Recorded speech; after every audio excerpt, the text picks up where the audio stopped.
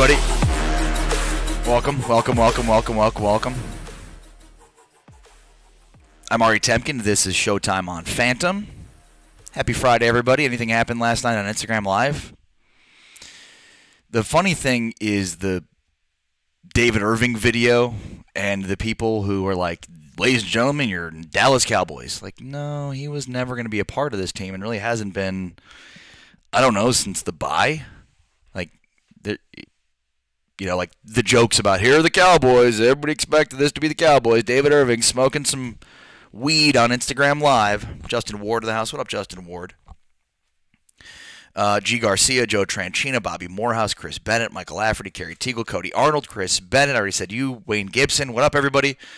All right, so the main story today is, so the Combine already happened, obviously, right? That's old news. And Jerry's comments on the bus at the Combine are old news. But there were some things that I kind of want to highlight that he said that I think are kind of interesting, especially specific to the DeMarcus Lawrence negotiations and especially specific to Jason Garrett's job. We'll get into that here coming up. Hit that share button if you have not yet already. Broadcasting live across multiple pages and platforms. No matter where you are watching or commenting, make sure to hit that share button. And also, post your comments. And we are back on YouTube Live, so shout out to Stevie Mac 23. Says, holy crap, Ari is live on YouTube again. Today's a good day. What's up, Ari? It's been a while. Like, months. What's going on with you, Stevie Mac? Joseph Candelaria is back in the house too on YouTube. What's up? Make sure to like our page, facebook.com/Watch Phantom, or go to YouTube and select Watch Phantom there, and like the page there. All right. Of course, the Dallas Cowboys Report, Dallas Cowboys America's team page, the Ari Temkin radio page, also pages that we are streaming on. So again, quickest way to have your comments heard is by going to our YouTube page, searching Watch Phantom on YouTube. Oh, look, there's David Irving holding up a joint on Instagram Live. That seems smart.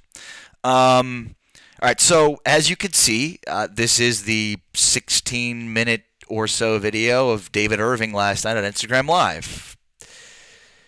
Waxing poetic, quitting the NFL officially, though I don't know that he had a choice. He wasn't going to be permitted to play in the NFL, so you can't really quit somewhere where they're not going to allow you to be. Because he misses drug tests because he can't pass them because, I mean, he went on Instagram Live and smoked. So, I mean, allegedly, right? Who knows? It might have been, I mean, it might have been oregano he was smoking. Who knows? Did look pretty good, though. I don't want to spend tons of time on Irving. I mean, because what's there to say? Like, yes, it's stupid that the NFL polices weed like they do. It's stupid that the NFL would prefer its players use opioids, which is the #1 killer of Americans in terms of drug use. However, it is a rule. It's established. This idea of he's taking a stance because of the ridiculousness of that, it just seems disingenuous to the reality of the situation. Given his standing, he has a choice. He could decide to, pass drug tests and play in the NFL, or, he could just instead choose to smoke pot over being in the NFL. He claims in this video, it was hard to watch, but he claims in this video that, people just assume that if you're an NFL player, you make millions of dollars, and he hasn't made $1 million yet, and so that's why he's quitting, because it's not even worth the type of damage that he's doing to himself in terms of concussions. And so he's medicating himself instead of with opioids, with weed. I buy it, but sure. What I find so interesting about that is David Irving was actually due to make $2 million this year. So he's right. He never has made in any single contract $1 million up to this year, when had he played more games and tried to even start rehabbing his injury that he suffered during the bye week, he might have been able to earn the $1 million that he says he's never earned playing in the NFL. But I digress. This sucks from a standpoint of Irving is 6'7". He's got a 7'4" reach. He's the perfect Cowboys interior rusher, right? Like he's the perfect athletic guy that can rush the passer from the middle, and he's really productive. That's the saddest part about this is his sack per game ratio, which doesn't mean a ton. It's like top 5 in the NFL. So when you look at, like, he is one of the best pass rushers in the NFL. The problem is he just doesn't play enough. He doesn't play in enough games that all of a sudden you see these sacks accumulate. But the amount of sacks that he accumulates on a per-game basis is up there with the best pass rushers in the NFL. And it sucks because the Cowboys right now are, and we'll get into this with some of the Jerry comments, but like they're in negotiations with DeMarcus Lawrence. They obviously, Randy Gregory is not on Instagram Live, but assuming doing the same thing that David Irving's doing, right? I mean, so you have basically your best pass rusher right now is in contract negotiations, and by the way, he has a torn labrum that he needs surgery on. And then the second piece to this is your second best pass rusher is smoking weed on Instagram, and your third best pass rusher isn't on Instagram, but he's smoking weed. So you're at this point, Taco Charlton, Tyrone Crawford, and Dorrance Armstrong. And Crawford's good, but they'd rather him be in the middle and not on the outside. And Armstrong probably has the greatest ceiling, and Taco Charlton is what Taco Charlton is, which is like you can't get better and improve if you don't want to. And that was the thing about him coming out of college. So that's like all of a sudden now missing on Taco Charlton looms so large because of who you chose him over at that position. And now you're paying for it because, 2 of your 3 best pass rushers chose weed over playing in the NFL. All right, I'm Ari Temkin. This is Showtime on Phantom. Hit that share button if you've not yet already. Post your comments. Gerard Towler says David Irving is a joke, wasted talent. I mean, sure, that's all there, but it's also like this dramatically impacts the Cowboys on the field because 2 of their best 3 pass rushers are not playing because they're smoking pot. And the other one has a torn labrum and isn't signed. It is unhappy. However, if this video upsets you, well then perhaps I can entice you with a funnier video that may make you feel a wee bit better. I walked through this morning. Big IG static. Big IG, Big Joe. Big Joe. For the lady. Joe Looney's the best. Joe Looney is the best. There's nothing better than watching Joe Looney do anything to follow up watching David Irving spend 16 minutes basically flushing his NFL career down the toilet for weed. So that's cool. Like at least there's that. Looney, fantastic season. I've been saying all off season, he's an interior lineman, right? So he can play backup center as we saw this year. Came off a fantastic year. But he also, I think, should be competing with Connor Williams for that guard spot. And I also think their offensive line could use competition at different positions. They have all this versatility with Lyle Collins. He hasn't really been great. He's had 2 seasons now, Lyle Collins, where he was good at the start, horrible at the start, and then good at the back end. So you thought when he did it last year, it would lead to a better season this year, and he started off this year the same way last year. Now you could argue maybe that was a Paul Alexander thing, and that got fixed. But, why not let him compete at guard, let Connor Williams compete at tackle? Like, why not see where these guys fit better than just saying that's the position they're going to play and they're going to play it? Chris Richard came in and moved Byron Jones to safety. Do they need some sort of Chris Richard to come in and be like, what are we doing? Move this guy here, this guy there, and let's not rethink. Let's not overthink this thing. So that's my Joe Looney thought. But he's great and he's funny and he's a genuine guy. He's a good dude. Other news is was about Alan Hearns. Alan Hearns had a pretty pedestrian year last year, basically taking up about $6 million of the salary cap. He was the big free agent signing for the Cowboys last offseason, if you all remember. They tried to sign Sammy Watkins. Thank God they didn't. But and I would have said that when they tried to sign him. Like, I never would have been interested in signing Sammy Watkins. I think he did like a $23 million contract. He's like, that guy has always underperformed relative to where people think he is. All the talent in the world always underperforms. Always. Always, always, always. All right, Tracy and Chris Sweat, I see you. Gerard Joyner, I see you. Yeah, weed has never killed. I get it. Like, we don't have to sit here and argue about, like, weed. Like, I'm totally okay with weed. It's just like you guys smoke in the NFL all the time and are like they started the program. Like, if you get into the NFL's drug program, that's kind of on you.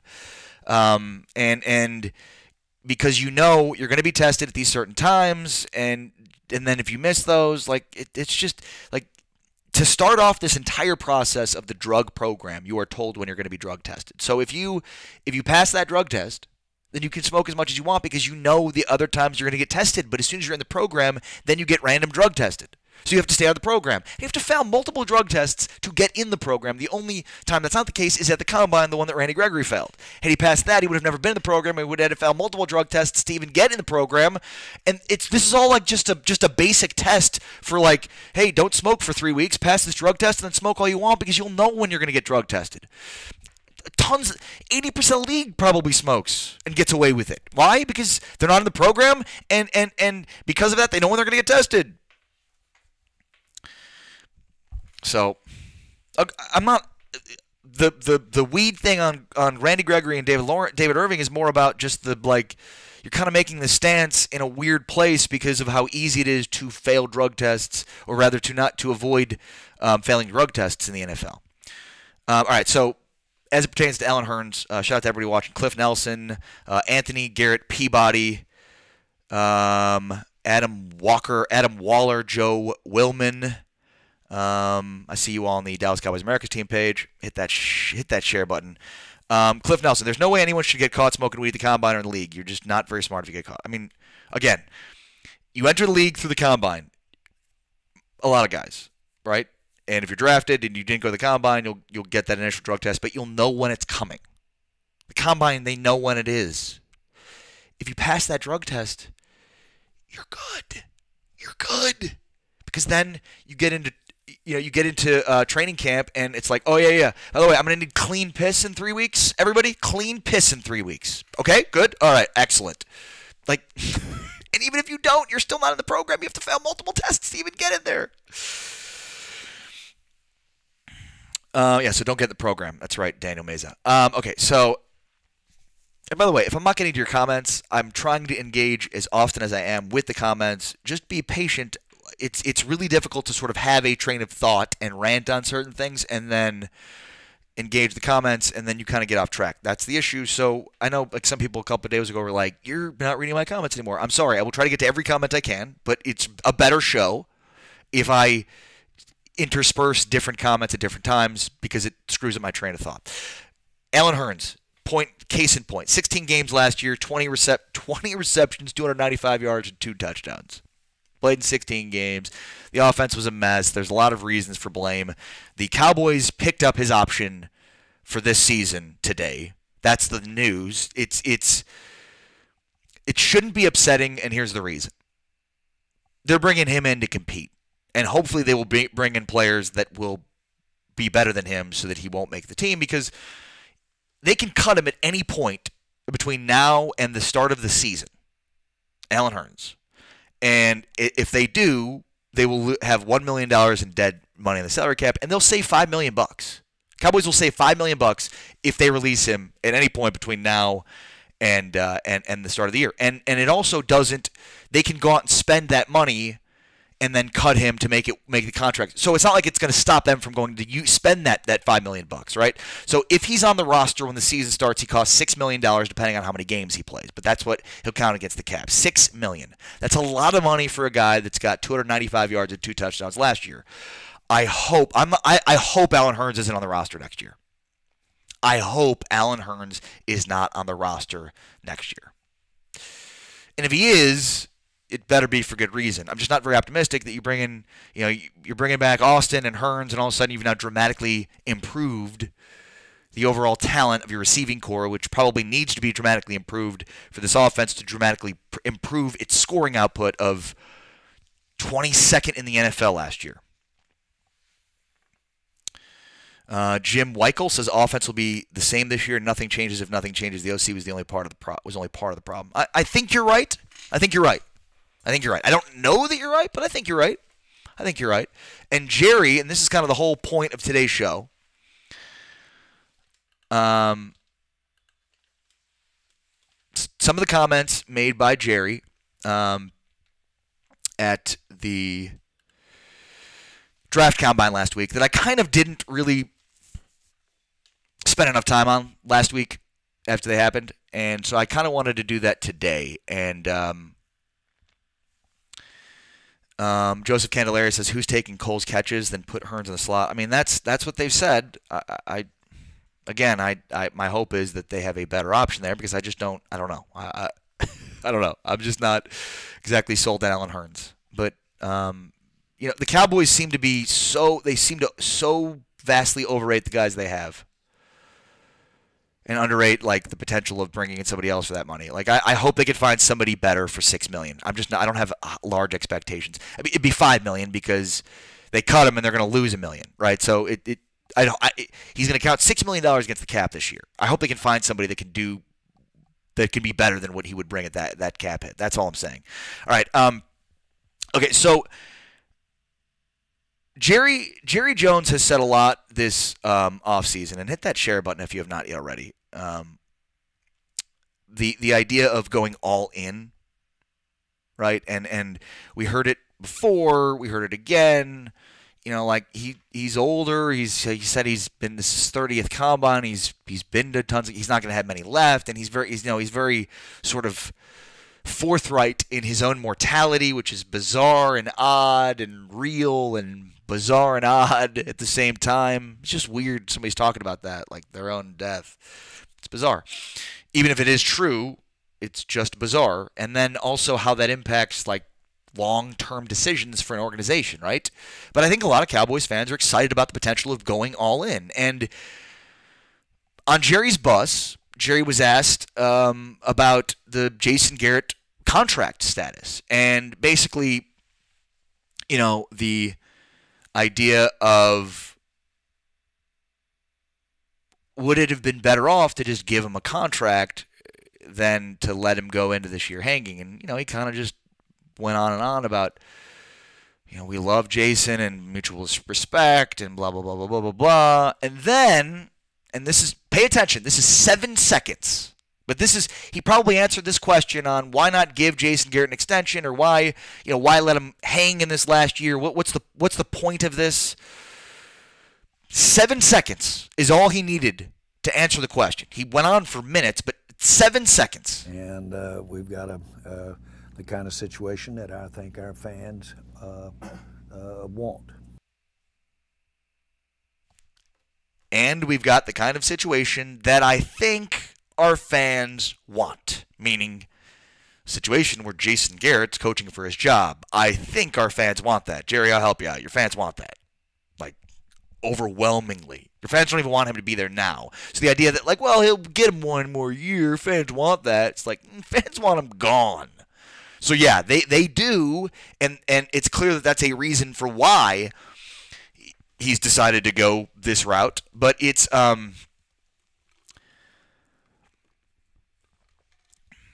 interesting because, so the question here is, Jerry says the Cowboys are going all in, but does he even know?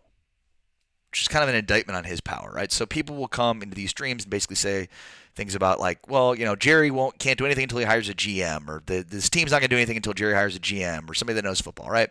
And I always say, well, they have. Like, Steven's the GM, and Steven surrounds himself with Will McClay and people that know football. So they have, right? That's true. Well, here is a pretty good example of that being true. Was it productive yesterday with Cantor? And I have to set this up. This is Clarence Hill from the Fort Worth Star-Telegram asking him about the negotiations with DeMarcus Lawrence. And he says, was it productive yesterday with Cantor? He's referring to DeMarcus Lawrence's agent. Okay, so that's the question that Clarence Hill asks. And then here is everything that follows from Jerry. Was it productive yesterday with Cantor? I was with him briefly. Stephen and Stephen's staff and the guys he works with on it were with him at length. I'm going to play the full thing, But let's just digest what we just heard him say, right? So again, the idea that Jerry needs to hire a GM or something. He was asked about how the negotiations between DeMarcus Lawrence and the Cowboys went. And his answer is, well, I visited with DeMarcus Lawrence and his agent briefly. However, Steven and his people did the bulk of the conversation. I don't want to be condescending to Jerry, but that says to me he wasn't even in the meetings. He's not even in the room. Jerry's the negotiator. He's not even in the room negotiating. Well, I had to sit over at the kids' table. That's Jerry saying that. And I love Jerry. I do. I love Jerry. But that's what he's saying, isn't it? How can you take it any other way? Was it productive yesterday with Cantor? I was with him briefly. Stephen and Stephen's staff and the guys he works with on it were with him at length. And certainly there was good communication. And the brief time I was with them, I had good communication too. So I think the word is good. There's really could be a misdefinition if you said the conversation was good. But it certainly was complete, and everybody got to say what they wanted to say. And on things like this, you really don't know how good they were until you get it done or make a different decision. So there's a whole bunch of nothing in there, right? Like, we did talk. There was a meeting. I met with him briefly. And then Steven and the rest of his staff met with him and, went through the whole process of trying to hammer out a contract. And, there were things said. There was communication, is what he said. They did communicate in the same language, but that he wouldn't classify it as good. So things were said, good, bad, not good. But things were said, and then it was over, and I'll tell you how the negotiations go if we sign a contract. I just summarized exactly what Jerry just said, but the important part of what he said is the other people were part of the longer meeting, and I met with him briefly. Now, Jerry still obviously has power. It's literally his franchise, but diminishing significantly. And that's the part of this question here, is Jerry has maintained we're going all in. We're going all in. Time is running out for me. I don't have any combines left. It's time to go all in. That's what Jerry is saying. But he's not even negotiating with DeMarcus Lawrence's agent. So how does he even know, going all in probably starts with signing DeMarcus Lawrence, right? I'm not a football savant, but you're not going all in next year if DeMarcus Lawrence isn't on your team. And by the way, DeMarcus Lawrence needs shoulder surgery. And the shoulder surgery is going to take him out for 3 to 4 months. So March, April, May, June, time's running out. Right? So if we get to the end of March and then you're April, May, June, July, and then if you push this off 3 months, now you're talking about August, September, October. You're not going all in if you can't find an agreement with DeMarcus Lawrence. Hold on one second. And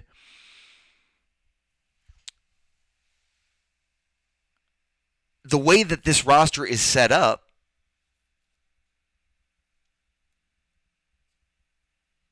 they obviously, they're not in position, as mentioned previously with the David Irving, Randy Gregory Weed thing. They're not in position to be taking significant risks for a team going all in with the only guy on the defense that makes a significant difference is a game wrecker. Not to diminish Jalen Smith or Leighton Vander Esch. That's good players, but they're not going all in if they don't start this offseason with DeMarcus Lawrence. The way that this offseason has started completely tells a different story to the reality, or to the story that that Jerry is trying to tell us. And Jerry says, I'm not in the meetings with DeMarcus Lawrence, and he's telling us that they're going all in, and it's like, well, okay, they don't have they haven't had a productive conversation seemingly with DeMarcus Lawrence. They have plenty of time to get that done. Free agency hasn't started. I understand that, but they're basically going status quo at this point. If they want to bring back Allen Hurns, it's going to cost them $6 million. They want to get the deal done with DeMarcus Lawrence, it's going to cost them a lot of money. Like the money that they have is running out. So the idea that they're going to go all in by bringing somebody outside the organization to help them in some capacity at offense and defense, like, are they going all in? Are they going all in if they bring the status quo back? And the only change is that they've removed Scott Linehan and they have now Kellen Moore basically organizing the offense. And then there's basically what Jerry said again about the coaching staff. But this has been dramatically changed about how we're looking at our team. Just as our team is young, this staff is young. Very young. Now, in youth, you're not paying for experience here. Haven't been there, done that, which is valuable. I've foregone that for fresh, new ideas that the people implementing them don't know that they don't work. And that's what I want. And I want that incorporated in a sound way to put the team on the field and execute on whichever side of the ball we're on. I want that. And my job is to husband making sure at every step of the way, right now, and evaluating last year and looking how we're going to approach this year, OTAs all the way through, I'm going to witness changes. And that's the emphasis. And by the way, there's no pushback here. Jason's just as excited about this as you would want him to be. And we are going to and are approaching things in a way. When you ask me how, so specifically, are we going to do different things in the passing game? Answer is yes. Are we going to coordinate the running game with the passing game differently, better, hopefully for the better? But yes, we are. Are we going to have more flexibility? Are we going to be harder to guard? Yes, we will. We're going to attempt to. And that really is a theme. That's a big-time theme here, okay? Just because it's working, don't hesitate to change it. There's a lot there. There's certainly some things that should make Cowboys fans excited. The part about, like, is Jason excited about this? You bet he is. He better be. He doesn't have a choice. But, I mean, this is what Jerry said all year, all offseason so far. Like, you know, we are excited about the young coaching staff and the new ideas. I want the new ideas, and then the real important thing of what he's saying there, which is I want these guys. I want Kellen Moore to be so different that he's challenging all the things that Jason Garrett has always thought. That's what he's saying. Which is a really, really, really difficult thing for me to believe is true. Like, you're Jason Garrett, your job's in the line, and you're going to be comfortable with this guy questioning all the things that you've done over the course. I mean, I'd love it. That would be the best case scenario for the Cowboys and Cowboys fans, but I just don't buy that Jason Garrett's going to be like, yeah, my job's in the line, but I'm good, like, totally allowing this 29-year-old come in here and change everything and do what he wants and just I'll live with it, you know? Like, I'm totally cool with that. Like, you're not. No way he is. So it's difficult to think that you know, that sort of transformation will actually occur. And you know, so Jerry keeps talking about the all-in. Cowboys are going all in. My time's running out. And it appears as though, and free agency hasn't started yet, but all the evidence that we have supports like the same off-season plan they've had, which is frugal spending. You know, they're not free agency starts and then teams make moves and then the next day teams make moves and then the market starts to kind of set itself. And I mean, a week later the Cowboys start to make moves, right? Like that's what they do. They play the bargain bin, and we thought maybe it would change this year. But all the evidence that we have suggests they're not going to, and then Jerry's like, we're going all in. And that's the only part of the evidence that maybe suggests they will be a little bit different in free agency this year. And granted, free agency hasn't started yet. So maybe I'm reacting to a whole bunch of nothing, but all the evidence we have right now before free agency started suggests they're not going to do much. They're not.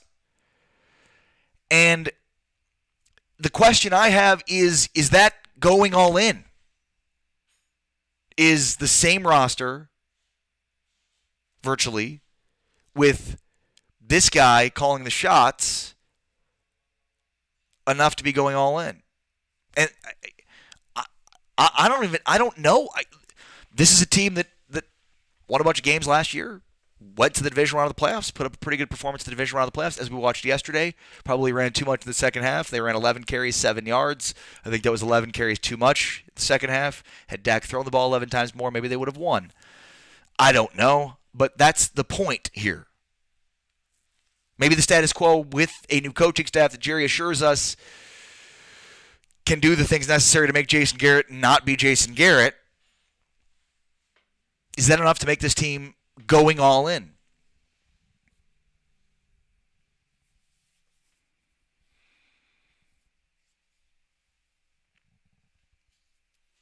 Daniel Meza, again, do you trust Moore, Ari? I don't know that I trust the situation. I have faith that Moore can bring different, creative, flexible ideas.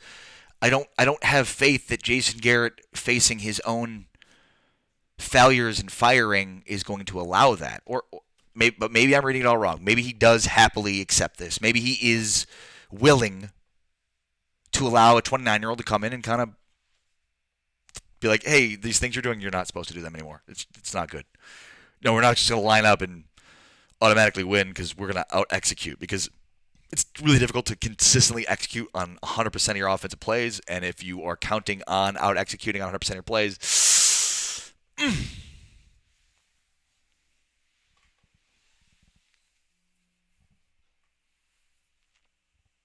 Patrick Prescott. All right, sounds like Carlos Hyde's going to get cut. You think he's a fit? As I've stated with Zeke, I don't. You can get a lot of production at that position for very little money. So on the hierarchy of where I'm spending money, especially if the Cowboys are getting, if the Cowboys are signing Zeke, then they're paying him between $15 and $18 million a year, which is too much, in my opinion. As I've stated, it puts too much of an onus on running the football. You need to run the ball well. We know that. But you shouldn't run the ball as much as you will if you have a $15 million running back. You shouldn't run the ball as much. Daryl Canoose says no faith in JJ, front office, or coaching staff. Mike Hahn says, Ari, signing Coop, Dak, Byron Jones is essentially going all in. They could easily let them walk and start over. They're very talented and huge for this team. I don't think they're going to do anything with Byron or Amari this offseason. I could be wrong. Obviously they want to get DeMarcus done.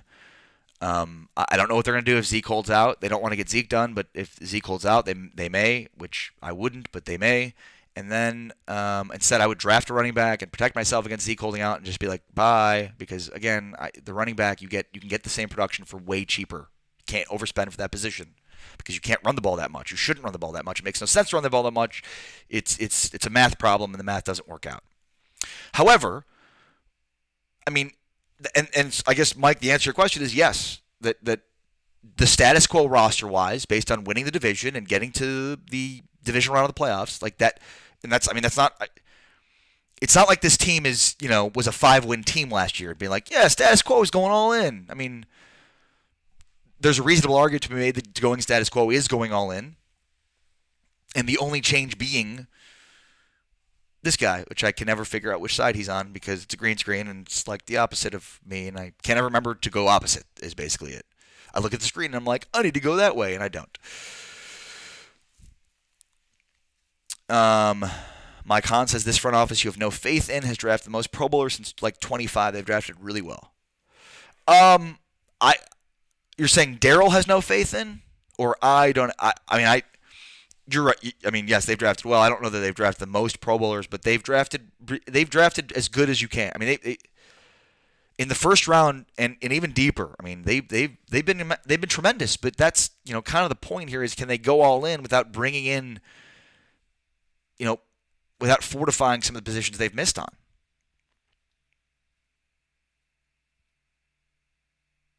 Corey Miller says, well, at least we got Witten back, right? That's an all-in-ish move. You think so? I don't know. I feel like if they hit camp with like the same roster, adding Witten, losing Beasley, like the things that we think are going to happen, right? Like they don't add anybody from outside or anybody notable. It's the same roster minus Beasley. You add Witten, and then whatever they draft. There's no way that's viewed as going all in. There's no way. That's not going all in. That's not going all in. It's not.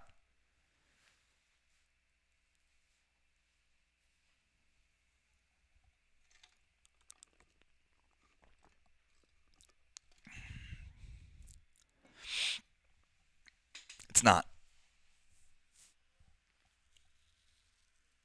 I think you have to improve. I think you have to improve the wide receiving core at a bare minimum. Passing is more efficient than running. Cowboys were 22nd in scoring last year. You pass more than you run, you're going to score more points. They were 22nd in running. They were 22nd in points. They were, and that includes Cooper, right? Like they were 30th in scoring. They bring in Cooper. That brings them all the way from 30th to 22nd. But I don't think Cooper and Tavon Austin and Allen Hurns and Gallup and wherever they draft, that's a wide receiving core that inspires me. To think that they'd be better than, at best, average in terms of scoring offense. And remember, your receivers, your passing game is the most important component of a scoring offense. That's why running backs don't matter. Sean Moore says going all in isn't keeping Jason Garrett as your head coach. It's a fair point. Brandon Brunworth, what were they the last 8 games with Cooper? I think they were like 20th in those games specifically, 20th in the NFL, and rose from 30th to 22nd over the course of the season.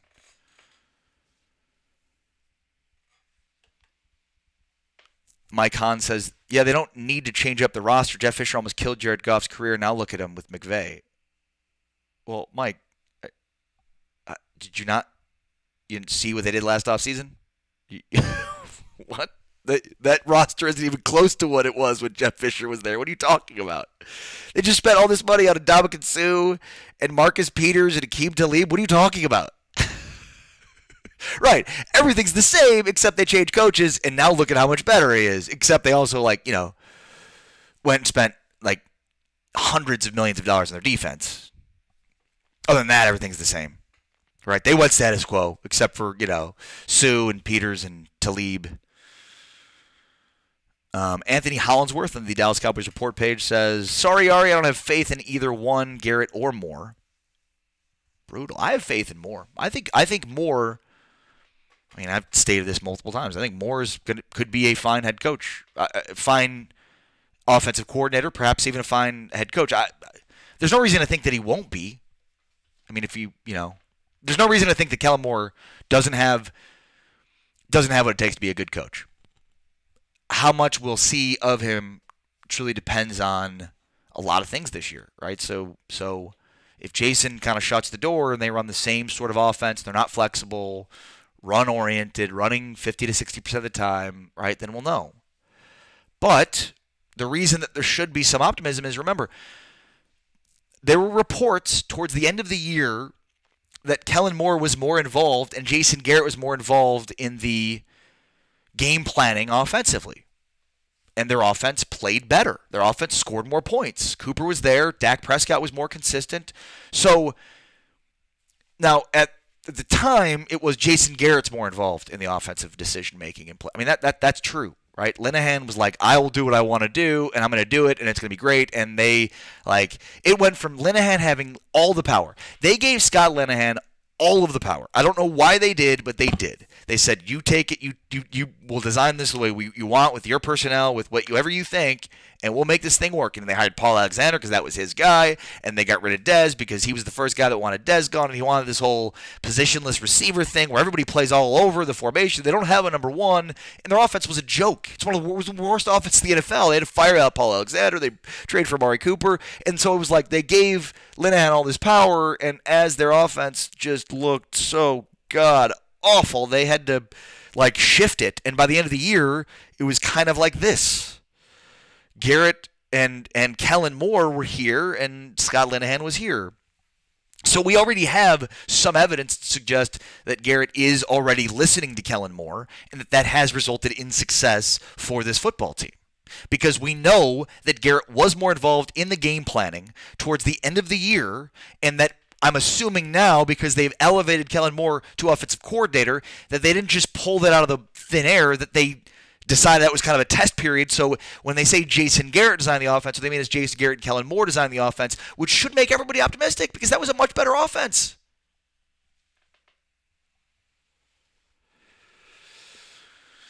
TJ Carpenter coming here with that unfounded slander, which is great.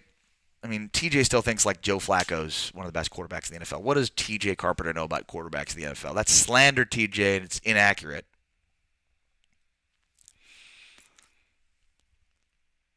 By the way, stay tuned for the TJ Carpenter Show coming up at 1 Central, 2 Eastern.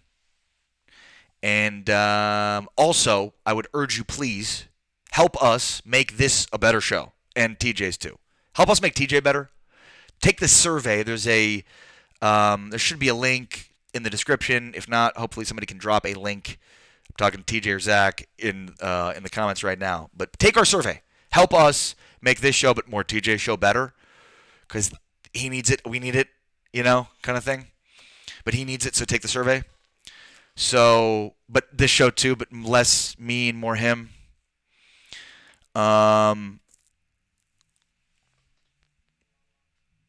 Mike Hahn says, you just named all defense.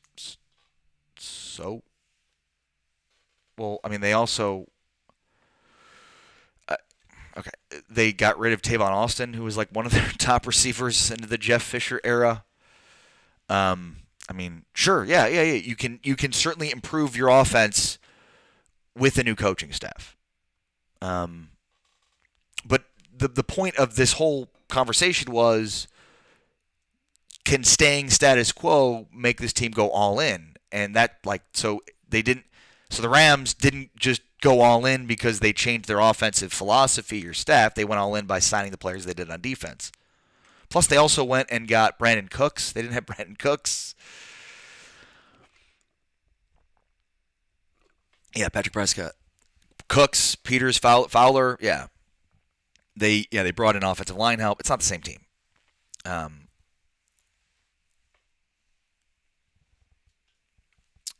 TJ with more slander. If you'd like, you can read TJ's slander, or you can, take our survey to improve TJ's show with his slander. Just kidding, but not. But damn. Wayne Gibson, the jury's still out on Kellen Moore, in my opinion. Well, yeah, I mean, because we haven't seen him coordinate anything.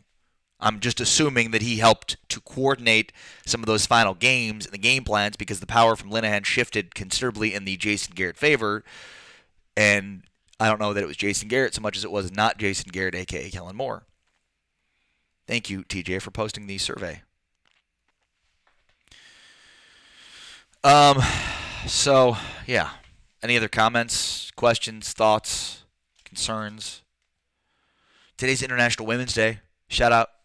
Woo woo. One day. You get 1 day, women. One. No more, no less.